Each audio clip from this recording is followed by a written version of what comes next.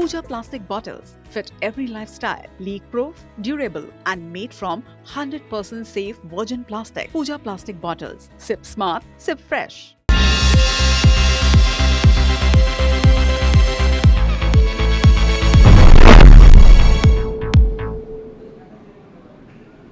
नमस्कार, बहुत स्वागत है आप सबका। मैं पुनीत पाठक हूं और आप देख रहे हैं टॉप 10 न्यूज।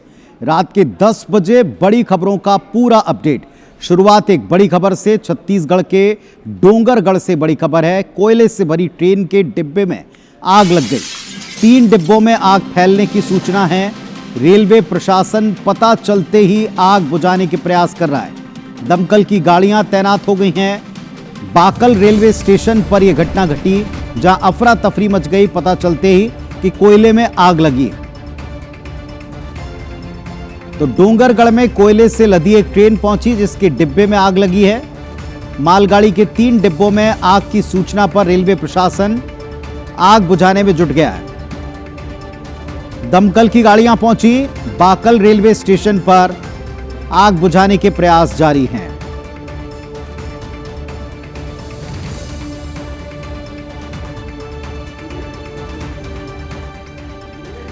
धीरज शर्मा हमारे सहयोगी हमारे साथ जुड़ गए हैं। बताइएगा क्या स्थिति है, आग पर काबू पा लिया गया? जी, आग पर रेलवे प्रशासन अभी पूरी तरह से काबू नहीं पाया गया है। हालांकि पूरी रेलवे प्रशासन के आला अधिकारी मौजूद है। राजनांदगांव से दमकल की गाड़ियां भी पहुंची और आग पर काबू पाने के लिए पूरी मशक्कत जारी है। बताया जाता है कि जो गाड़ी है राजनांदगांव से छूटी, उसके बाद कुछ लोगों ने इसमें धुआं उठते देखा और इसमें रेलवे प्रशासन को सूचना दी, जिसके बाद रेलवे प्रशासन अलर्ट हुआ और बाकल स्टेशन में ट्रेन को रोका गया और वहां पर आग को बुझाने का मशक्कत से लगातार जारी है।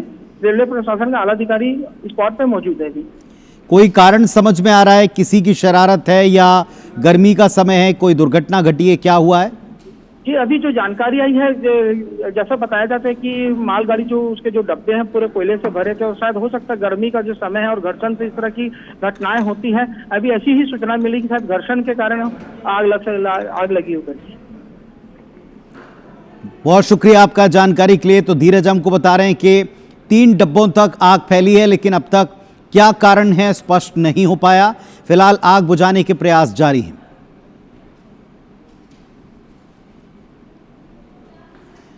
रायपुर का एम्स, जिसे छत्तीसगढ़ी नहीं बल्कि आसपास के राज्यों के मरीजों की जीवन की आस माना जाता है, वो खुद इस वक्त एक बीमार इकाई की तरह नजर आ रहा है। अस्पताल के वेटिंग हॉल में जिंदगी और मौत के बीच झूलते कैंसर और ब्रेन ट्यूमर के मरीज दिखते हैं। सिर्फ एक बेड के लिए कई कई दिन तक के मरीज तड़पते हैं। लाचार परिजन हर सुबह एक आस लेकर जागते हैं और शाम को वो मायूस हो जाते हैं। स्पेशल रिपोर्ट देखिए इस पर।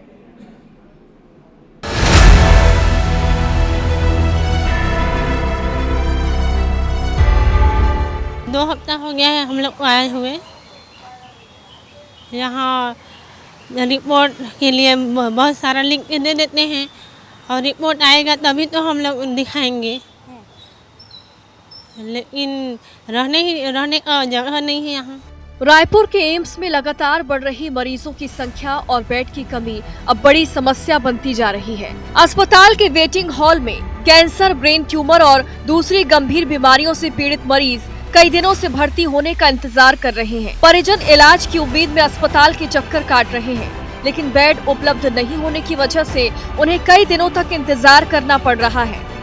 स्थिति इतनी गंभीर हो चुकी है कि अब एम्स से मरीजों को दूसरे सरकारी अस्पतालों में रेफर किया जा रहा है। डीकेएस अस्पताल में रोजाना 3 से 5 मरीज एम्स से रेफर होकर पहुंच रहे हैं। वहीं मेकाहारा अस्पताल में भी एम्स से मरीजों के पहुंचने का सिलसिला लगातार जारी है। जो रेफरल केसेस आते हैं सभी जगह से, जैसे जो पेरीफेरी से और बाकी जो अदर्स हॉस्पिटल्स हैं, उनसे सबके जो है यहाँ पर भेजने के अलग अलग कारण होते हैं और अलग उसके अलावा जो है कई जगह जो वेंटिलेटर उपलब्ध नहीं होता है तो उसके लिए भी यहाँ पे भेजा जाता है। एम्स रायपुर से भी रोज़ 2-3 पेशेंट जो है वो पर डे हमारे यहाँ रेफरल के रूप में आते हैं, क्योंकि ये राज्य का सबसे बड़ा बर्न एंड प्लास्टिक का सेंटर है और न्यूरो सर्जरी में भी ये जो हमारा हॉस्पिटल है वो भी मध्य भारत का सबसे अच्छा सेंटर है। जनरली वो लोग 2-3 घंटा रखते हैं, उसके बाद पेशेंट के परिजन को बोल देते हैं कि यहाँ पर बेड उपलब्ध नहीं है या वेंटिलेटर उपलब्ध नहीं है, तो ऐसे पेशेंट को वो ज़्यादातर पेशेंट को DKS और मेकाहारा ही शिफ्ट कर देते हैं। एम्स के वेटिंग हॉल की तस्वीरें सिस्टम की परेशानी को साफ बयां करती हैं। करीब 50 साल के एक कैंसर मरीज पिछले एक हफ्ते से अस्पताल का चक्कर लगा रही हैं। परिजन हर दिन उम्मीद करते हैं कि शायद आज बेड मिल जाए, लेकिन इंतजार है कि खत्म नहीं हो रहा। हर दिन मरीजों को इंतजार के लिए कहा जाता है। 1.5 महीना हो चुका है बेड की समस्या के लिए। आज करेंगे, आज कॉल करेंगे, ऐसे घुमा दे रहे हैं हमको। भर्ती ही नहीं कर रहे हैं ना, तो बेड कहाँ से मिलेगा। अच्छा। हाँ, इन पे रहने के लिए भी कोई सुविधा नहीं है, कुछ नहीं है। इधर आने का कोई मतलब नहीं है, जैसे सिस्टम हो गया है। सवाल सिर्फ एक बेड का नहीं है, सवाल उन जिंदगियों का है जो हर दिन मौत से पहले इस लाचारी से हार रही हैं। आखिर कब जागेगा ये सोया हुआ सिस्टम। ये आश्चर्य है, किंतु सत्य है कि प्रदेश के सबसे बड़े स्वास्थ्य संस्थानों में शामिल एम्स में पर्याप्त मात्रा में बेड नहीं है, और इसी का परिणाम है कि मरीज और उनके परिजन कई दिनों से वेटिंग हॉल में इंतज़ार कर रहे हैं। और इन इंतज़ार करने वाले लोगों में कैंसर, किडनी जैसे गंभीर बीमारी वाले मरीज भी शामिल हैं। हमने प्रबंधन से भी बात करने की कोशिश की, लेकिन हर बार की तरह इस बार भी प्रबंधन जो है जवाब देने से बचते हुए नजर आ रहा है, और इनके पास अभी भी फिलहाल कोई जवाब नहीं है। अब देखने वाली बात होगी कि इन मरीजों को कब बेड मिलता है और कब इनको बेहतर स्वास्थ्य सुविधाएं मिल पाती है। कैमरा पर्सन धर्मचंद साहू के साथ प्राची पांडे, IBC 24 रायपुर। तो DKS, मेकाहारा और एम्स वाकई एक उम्मीद की किरण, अंतिम उम्मीद की किरण है उनके लिए जिनके पास महंगा खर्च नहीं है करने के लिए अपनी सेहत पर सोचिए महीनों से इंतजार कर रहे हैं और उनको बेड नसीब नहीं, कहाँ जाएं वो। इधर छत्तीसगढ़ में साइबर ठग गिरोह की सक्रियता बढ़ती जा रही है। पुलिस ने 3 आरोपी अरेस्ट कर एक बड़ा खुलासा किया। उनका गिरोह डिजिटल अरेस्ट का डर दिखाकर कितने लोगों को ठग चुका है, ये पुलिस के रिकॉर्ड्स कहते हैं। एक रिपोर्ट देखिए इन पर।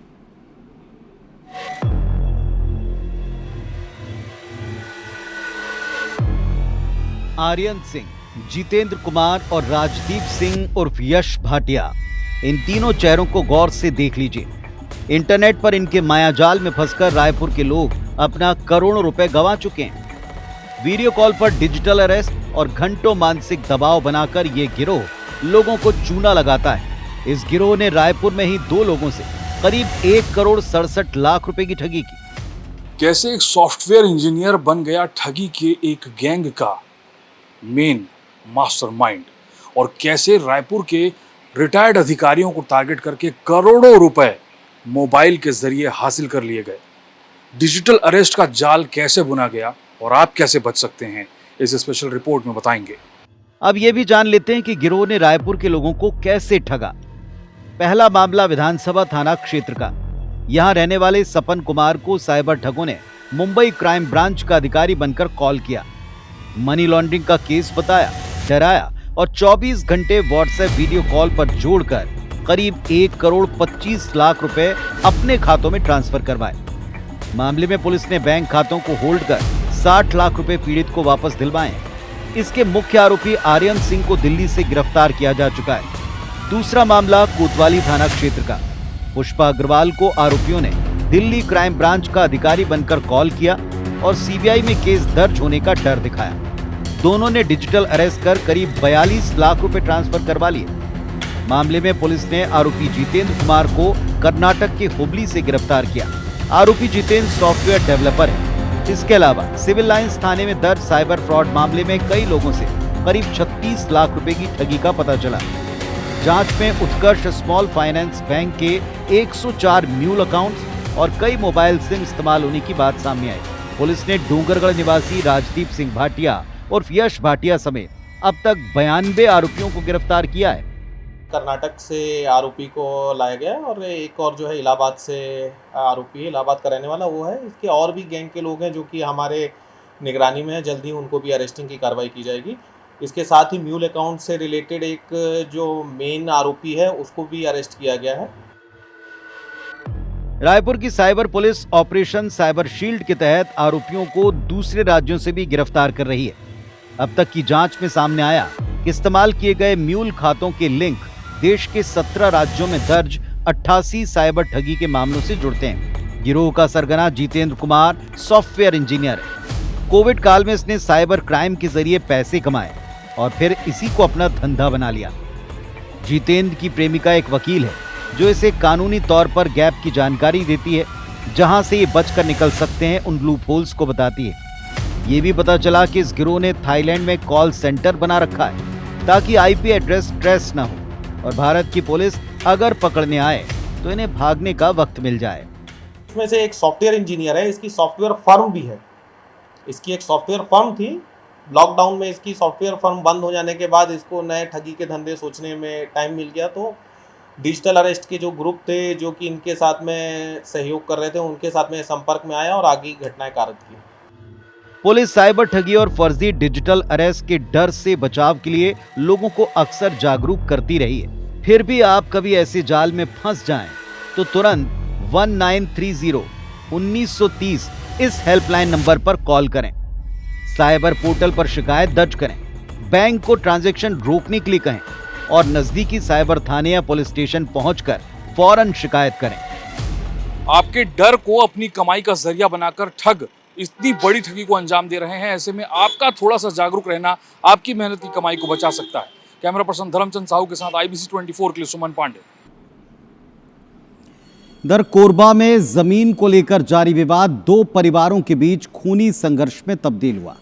पुरानी रंजिश को लेकर दो पक्षों के बीच में जमकर लात घूंसे चले, मारपीट हुई। महिलाओं समेत कई लोग इसमें जख्मी हो गए। मामला कोतवाली थाना क्षेत्र के सीतामढ़ी इलाके का है, जहां जमीन विवाद को लेकर दो पक्ष जमकर भिड़े। आरोप है कि एक पक्ष के 15 से 20 लोग लाठी डंडों से लैस होकर घर पहुंचे और घर के अंदर आकर महिलाओं परिजनों से मारपीट की।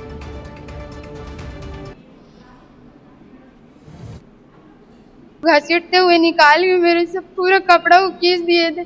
घर अंदर जा रही थी तब भी मेरे को जाने नहीं दे रहे थे। सर इन लोग को देखो करके, हमें मेरे पूरा खुला बदन थी। मेरे जीजा मेरे को वोट दिए टावेल बांधने के लिए, इतना हद तक किए।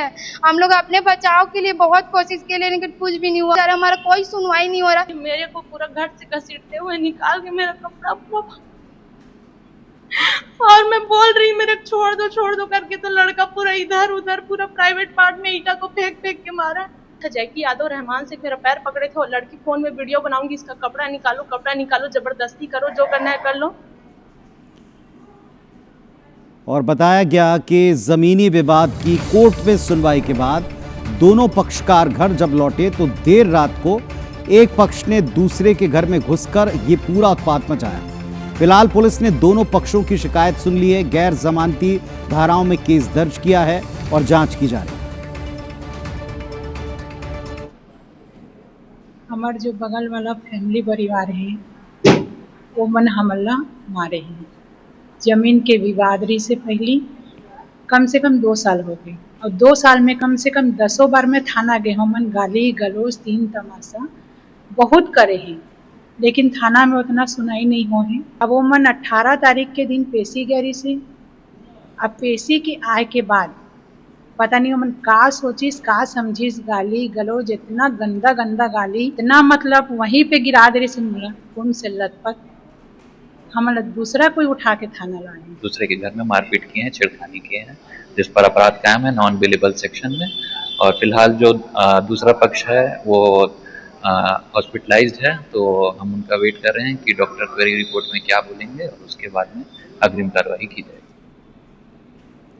इधर श्योपुर में आबकारी टीम पर ग्रामीणों ने अटैक कर दिया। अवैध शराब को लेकर कार्रवाई करने टीम गई थी।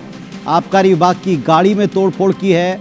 मानपुर थाने के पिपल मेटा गांव में ये घटना घटी, तस्वीर आपके सामने। तो श्योपुर में आबकारी टीम पर ग्रामीणों ने हमला किया है। अवैध शराब को लेकर जब कार्रवाई करने टीम गई तो आबकारी विभाग की गाड़ी में तोड़फोड़ कर दी। मानपुर थाने के पिपल मेटा गांव का मामला है। यह आबकारी विभाग की गाड़ी है जो कार्रवाई करने पहुंच रही थी, जिस पर अटैक कर दिया। अवैध शराब की जानकारी पर यह टीम पहुंची थी, लेकिन डंडों से गाड़ी पर वार करते गुंडों की तरह गांव के लोग वेव करते नजर आए। आबकारी टीम पर ये ग्रामीणों के हमले की तस्वीर।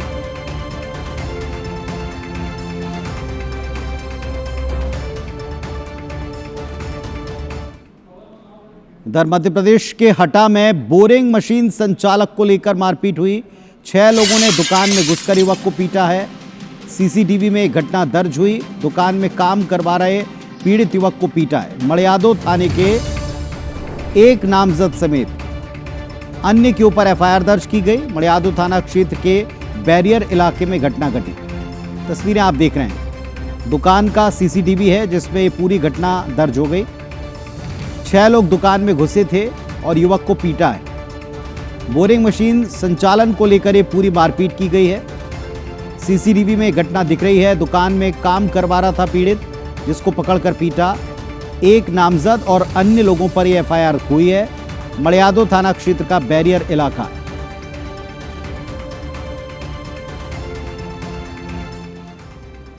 प्रयागराज कुंभ मेले में माला बेचते वायरल हुई युवती एक बार फिर सुर्खियों में।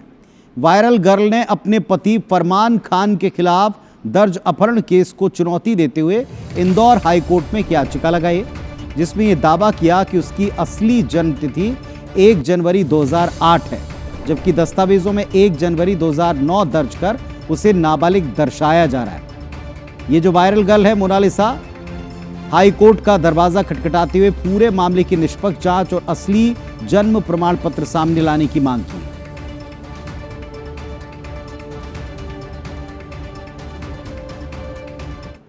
उसके पिताजी ने साजिश रच करके किसी भी रूप में उसके खिलाफ एक जो 2008 की जो बर्थ डेट ऑफ बर्थ है उसको फोर्जरी करके 1/1/2009 कर दी और 1/1/2009 करके उसकी जो उम्र है 1 साल कम कर दी। बर्थ सर्टिफिकेट को रिस्टोर करने के लिए 1/1/2008 के लिए हमने यहाँ पे पिटीशन लगाई है। सरकार हर घर जल पहुंचाने का दावा करती है और इसको लेकर अब तक की सबसे बड़ी महत्वाकांक्षी योजना पूरे देश में लागू की जा रही। लेकिन मुरैना के पहाड़गढ़ के लोग बूंद बूंद पानी को तरस रहे हैं। 45 डिग्री का टेम्परेचर चल रहा है। 8000 की आबादी है और पीने के लिए सबको पर्याप्त पानी नहीं मिल पा रहा। आबादी के मान के हिसाब से घंटों इंतजार के बाद भी बमुश्किल गुजारा हो रहा है। पहाड़गढ़ ग्राम पंचायत के 21 वार्डों में गहरा जल संकट है। सुबह से शाम तक, रात तक लोग टैंकर का इंतजार करते हैं। कई बार खाली बर्तन लेकर लौटते हैं। ग्रामीणों का आरोप है कि करोड़ों की नल जल योजना कागजों पर ही है। हालात ये हैं कि लोग 500 रुपए में पानी खरीद कर पी रहे हैं।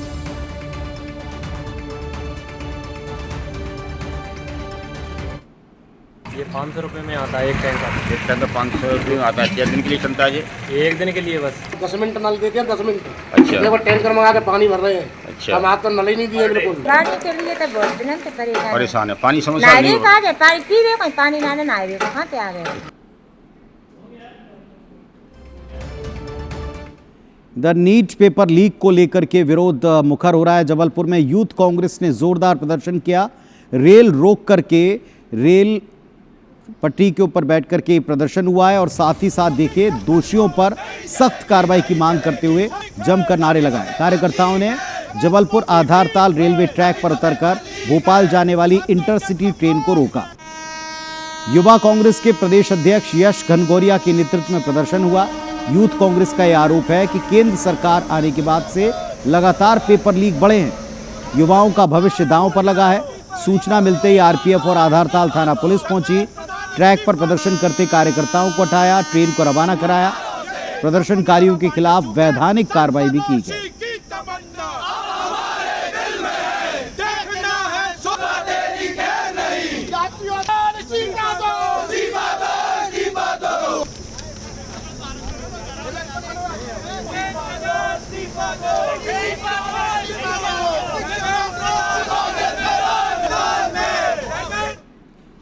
खबर भानु प्रतापपुर से, जहां 56 ग्राम पंचायतों के सरपंच सामूहिक इस्तीफा दे रहे हैं। विकास कार्यों के लिए फंड ही नहीं मिल रहा, जिस बात को लेकर नाराजगी प्रकट की है। अंतागढ़ ब्लॉक के 56 ग्राम पंचायतों में ये हाल है। क्षेत्र में विकास कार्यों की उपेक्षा का आरोप है। तो भानु प्रतापपुर में 56 ग्राम पंचायतों के सरपंचों ने सामूहिक इस्तीफा दे दिया। विकास कार्य के लिए फंड ही नहीं है तो फिर किस काम की ये सारी पदवियां। अंतागढ़ ब्लॉक के सभी 56 ग्राम पंचायतों में ये विरोध किया जा रहा है। क्षेत्र के विकास कार्यों के लिए उपेक्षित व्यवहार महसूस किया जा रहा है, जिसके खिलाफ प्रदर्शन किया। तो बड़ी खबर आपको बता रहे हैं, 56 ग्राम पंचायतों के सरपंच हैं, चुने हुए प्रतिनिधि हैं जो सामूहिक तौर पर इस्तीफा दे रहे हैं। मजबूरी बता रहे हैं कि विकास कार्यों के लिए फंड नहीं मिल रहा। अंतागढ़ ब्लॉक के सभी 56 ग्राम पंचायतों में बैठे सरपंच हैं, क्षेत्र के विकास कार्यों की उपेक्षा का आरोप लगा रहे हैं।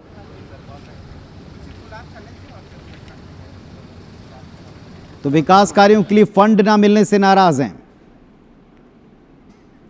अखिलेश हमारे साथ, हमारे सहयोगी जुड़ गए हैं। अखिलेश, बताइएगा, क्या कोई समाधान इसका मिलता दिख रहा है या ये इस्तीफा देकर के, नारे लगा करके केवल ज्ञापन सौंप कर रह गए? देखिए, आज तीसरा दिन है उनके धरना प्रदर्शन का। वो लगातार 3 दिन से मांग कर रहे थे कि हमारे जो पंचायत है, ग्राम पंचायत है, अंतागढ़ क्षेत्र के 56 ग्राम पंचायत है, जहां पर अभी तक कुछ भी 1 साल में कोई भी विकास के जो कार्य है वो स्वीकृत नहीं हुए थे, जिसे लेकर लगातार वहां के जो सरपंच है और जो वहां के जनप्रतिनिधि है उनके द्वारा कलेक्टर के पास, प्रशासन के पास, शासन के पास ज्ञापन दिया गया, लेकिन उसका नतीजा कुछ नहीं निकला। उसके बाद उन लोगों ने धरना प्रदर्शन किया। आज उसका तीसरा दिन था, लेकिन जब रिजल्ट नहीं निकला सामने, तब उन सब ने इस्तीफा देके एसडीएम कार्यालय जाके अपना 56 ग्राम पंचायत के जो सरपंच है वो इस्तीफा दे दिया। इस्तीफा देके सीधा वहां से वापस लौट गए हैं। कोई हल इसका निकलता दिख रहा है इस इस्तीफे के बाद? इस्तीफे के बाद कोई बात हुई? अब इस्तीफे के बाद अभी तक कोई बात नहीं हुई है। वहां के एडीएम ने जो बताया कि वो कहा कि सरपंच लोगों ने इस्तीफा दे दिया है, पर अभी हम कोई उसमें आगे कार्रवाई नहीं हुई है। अब वो जो कुछ है कांकेर कलेक्टर के ऊपर डिपेंड करता है, शासन प्रशासन के ऊपर डिपेंड करता है। वहाँ स्थानीय जो विधायक है वो भी भाजपा के हैं और सांसद जो आते हैं कांकेर लोकसभा क्षेत्र के वो भी वहीं के रहने वाले हैं, भोजराज नागजी। लेकिन अब तक इस मामले को लेकर कोई भी रास्ता या हल नहीं निकलना, ये समझ से परे। नजर रखिएगा, आप वापस आपसे अपडेट लेंगे। फिलहाल शुक्रिया आपका इस जानकारी के लिए। तो अंतागढ़ ब्लॉक के 56 ग्राम पंचायतों के सरपंच इस्तीफा दे चुके हैं, नाराज होकर। राशि नहीं मिलती विकास कार्यों के लिए।